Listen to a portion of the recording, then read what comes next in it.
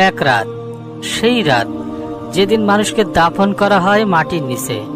আত্মীয় স্বজন কান্নাকাটি করে ফিরে যায়।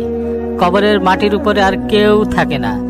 আর তখনই শুরু হয় মানুষের জীবনের সবচেয়ে ভয়ঙ্কর অধ্যায়, কবরের প্রথম রাত।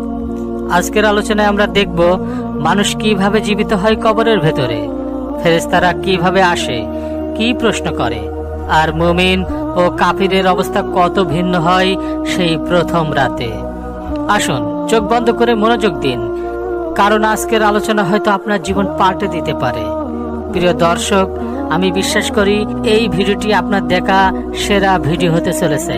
কাজেই ভিডিওটি টেনে টেনে না দেখে সম্পূর্ণ দেখুন। তো চলুন দেরি না করে শুরু করা যাক। ভাবুন তো, আপনার জানাজা শেষ হলো, প্রিয়জনেরা কবরের পাশে দাঁড়িয়ে কাঁদছে।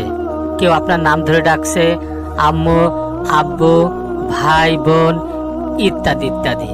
তারপর সবাই চলে গেল, মাটি সমান করে দিল, উপরে ফুলের পাপড়ি রাখলো, আর আপনি তখন একা।